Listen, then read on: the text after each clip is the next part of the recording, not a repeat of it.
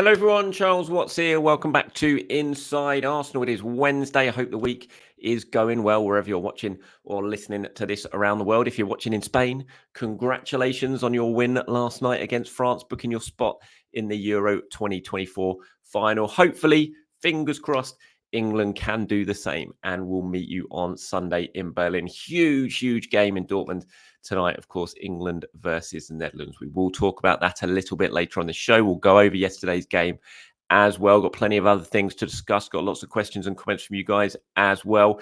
Dan Bentley, first offer has gone in from Arsenal, very swiftly rejected by Wolves as well. We'll talk about that. Nuno Tavares is in the news. A couple of other little bits to discuss as well. So let's start with Dan Bentley, shall we? Who we know Arsenal have been interested, and now that first offer has been made. David Ornstein reporting that this morning for The Athletic, and he reported that that offer was very swiftly rejected by Wolves, that it did not meet their valuation at all. And then Simon Collins at The Standard has reported that that bid was just £50,000. I have to admit, I did immediately message Si, who is a very good mate of mine, and say, did you miss out a zero on this by any chance? He was like, no, 50k is exactly what I've heard. So not surprising, to be honest, that offer has been rejected. Look, I'm sure it's just a negotiating tactic from Arsenal. You go in with a lower offer and then you gradually work your way up. And I'm sure there's a number in mind that Arsenal have that they are willing to go to. But £50,000, I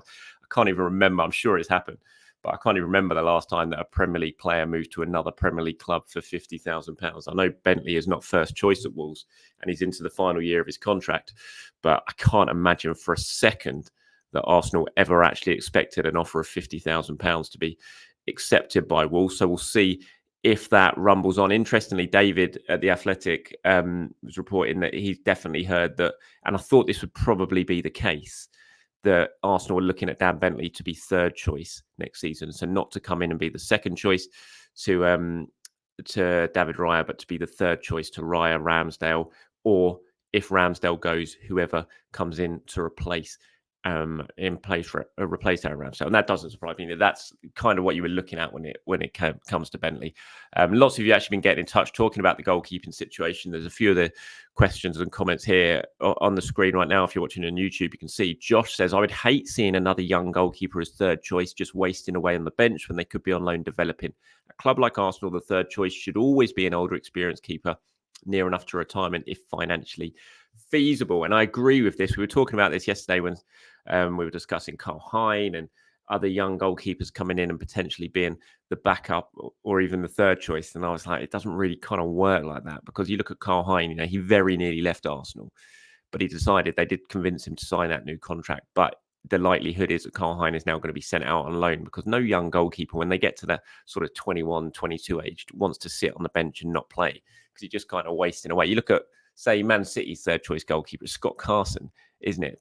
That's kind of what the example is for your best third choice goalkeeper. And that's why I think that Dan Bentley, if, and it's a big if at the moment, he does arrive, it makes sense for him to be the third choice and join the other two slightly younger and just higher standard goalkeepers.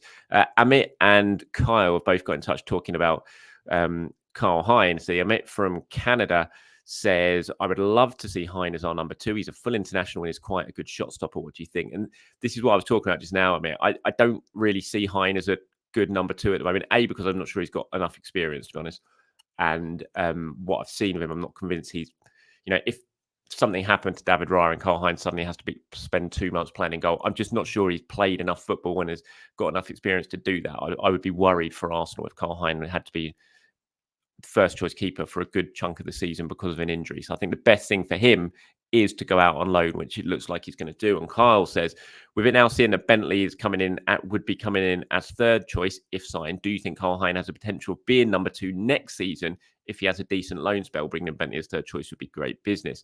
Possibly, yeah, for Hein, but I still think, I look at Karl Hein, I still think the most likely option is he will have a good loan and then Arsenal look to cash in and sell. Because I'm not sure Karl Hein would then want to go and be number two next season at Arsenal. I think if he plays a lot of football, he'd want to go out and be first choice somewhere. It's the same with, say, Arthur Okonkwo, who has had a really good loan spell at Wrexham obviously out of contract and is now signed for Wrexham permanently. He wouldn't want to come back and just be number 2 at Arsenal. He wants to go and play.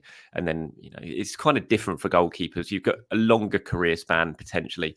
When you're really young, you go out, you play, you get your minutes, and then maybe you get your bigger moves a little bit further down the line. So I'm not really seeing Hine as a realistic second choice option for Arsenal over the next couple of years, I have to admit. But thank you very much for your questions and comments there.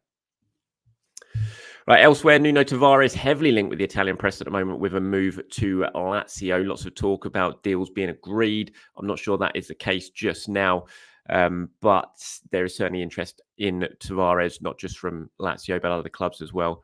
I'm told, and we'll have to wait and see if any of it materialises. Look, he's available for transfer. Arsenal are more than willing to let Tavares go. I mean, he was speaking actually about his future. I've got the comments through. He was talking to Record over in Portugal about his returning for pre-season and whether he wants to fight for his place at Arsenal. He said, yes, obviously, I have in mind to return to Arsenal and have a good pre-season. Regardless of what happens in the future, I will always do my best, as I have done in all of pre-seasons, to have a place at the club. I always try to work my best. Then it's up to the club to decide whether I'm a valid option or not. But I have a strong mentality. I know what I'm capable of.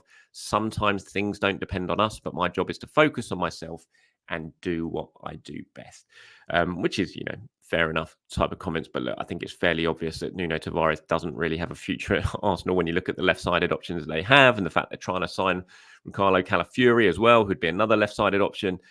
Tavares, his future lies elsewhere. There's no doubt about it. Arsenal have been trying to get him out the door for a while now. In January, they had a really good chance to actually get him out to Marseille, who came in and were offering a permanent deal for Nuno. Nottingham Forest, though, where he was on loan, refused to let that loan to be cut short. So the deal couldn't happen. Marseille went and signed another left back, and the chances of Arsenal moving on were gone, much to their frustration. But I fully expect he will go this summer, one way or the other. I actually think Nuno Tavares would be a good signing for someone. He's really raw. Obviously, he definitely needs a lot of work. I don't think it was a bad signing by Arsenal. I think for the money they paid, £7 million, I think he was definitely worth a punt because of the attributes he had, but just couldn't quite make it at the level needed, especially given the sort of standards that Arsenal set after Tavares came in and what they were competing for. They kind of outgrew Tavares very, very quickly, and the loans haven't quite worked out. But no, I don't think it was a poor signing by any means. I think sometimes you try those sort of things for a player who's clearly had a lot of good attributes, wasn't expensive, and I'm sure he'll go somewhere. And I still think he can have a decent career somewhere because he's quite a talented lad. He just needs to calm himself down. He was having a good spell at Nottingham Forest last season as well before he got that injury, which really sort of curtailed his season as well. Right, yeah, disappointment for William Saliba last night as France exited. There he is, if you're watching on YouTube, being consoled by David Raya, who's, of course, on the bench for Spain in their 2-1 win. Spain absolutely deserving to go through. I had a sneaky feeling for France in this game beforehand, which was obviously the kiss of death for them. Everyone thought Spain was going to go through. Obviously, they've been the best team in the tournament, but I just wondered if France were going to sort of frustrate them. And when France went 1-0 up, I thought, this might actually happen. But Spain have just got so much quality. And I mean, Yamin Lamal's goal, 16 years old, unbelievable. 16. I mean, what were you doing at 16? 16 years old, I was chain smoking Benson and Hedges, trying to sneak my way into Mirage in Windsor. That's what I was doing when I was 16. This kid's out there curling on top bins in a European Championship semi-final to send France out. It's ridiculous what he's doing, honestly, absolutely ridiculous. What a goal that was. What a moment that was for him.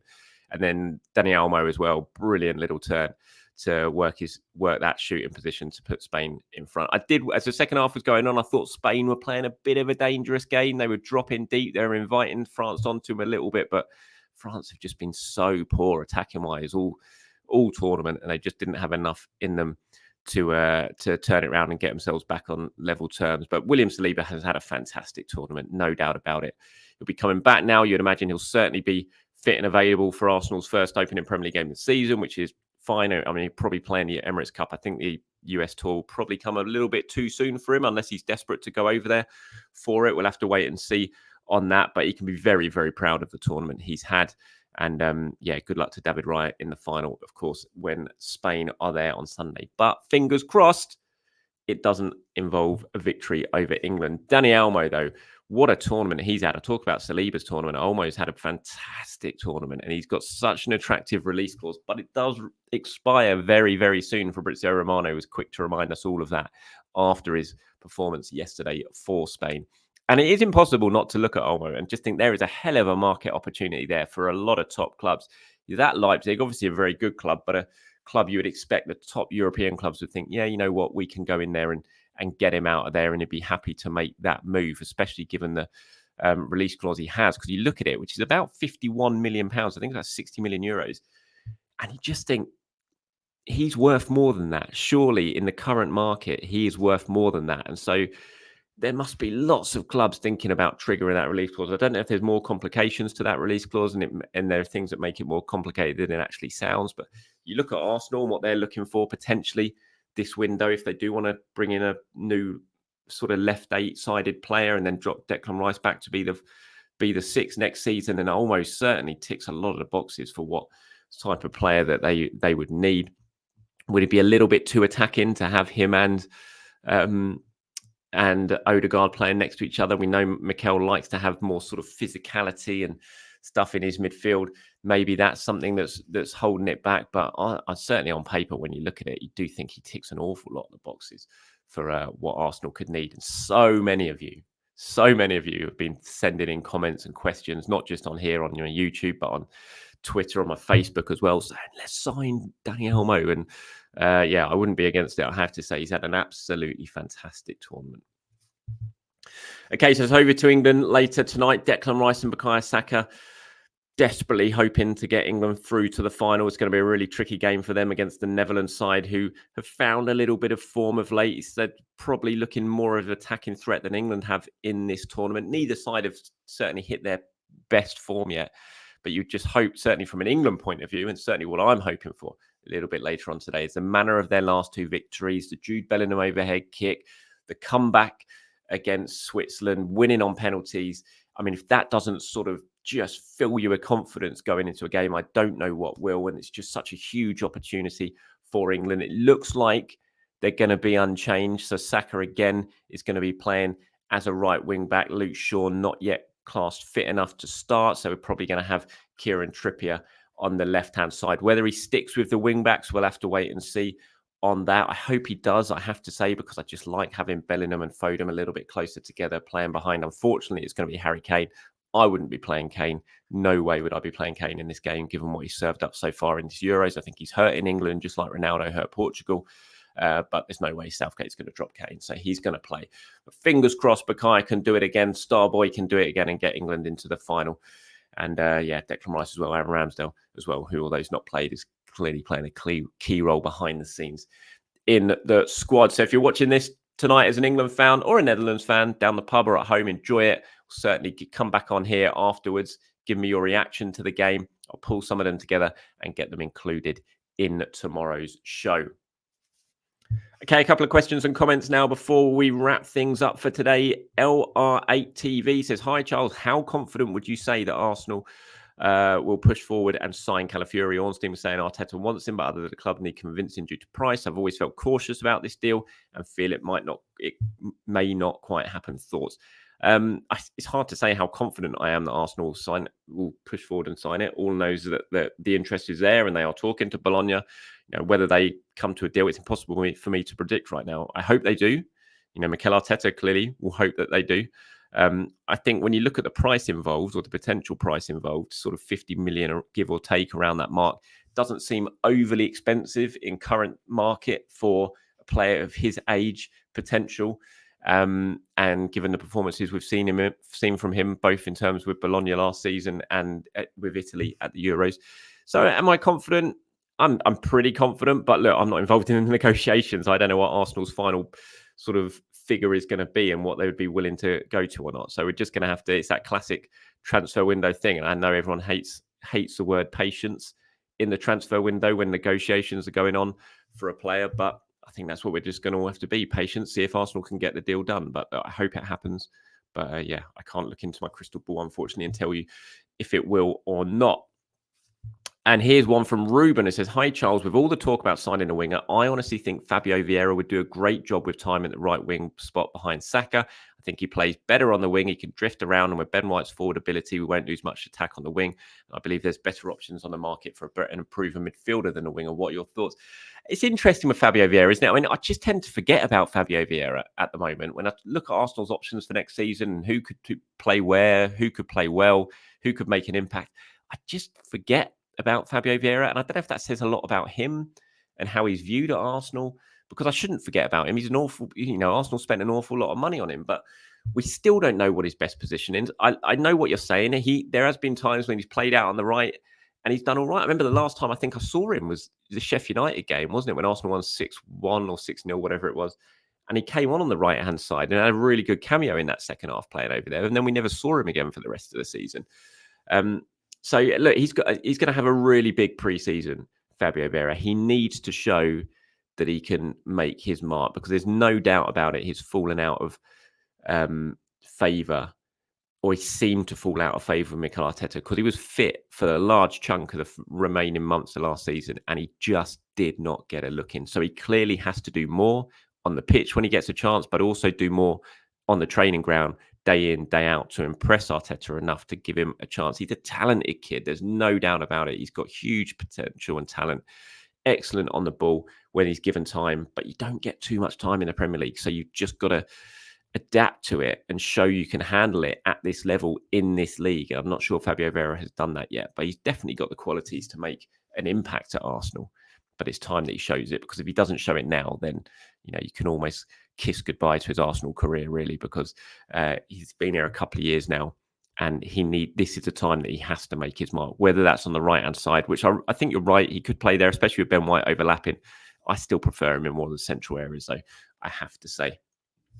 Right, and that's it from me, everyone. Thank you very much for your time. As always, I do appreciate it. I'll be back tomorrow, probably slightly hungover, because I am going out later for the England game. So you might have to listen to me croak my way through the show tomorrow. But like I said, any reaction to the England game, hopefully to another fantastic performance from Bukayo Saka, come back to this video later tonight. Leave your message in the comments below, and I'll put them together and get them included into tomorrow's show. Until then, have a fantastic day. Speak to you soon. Bye-bye.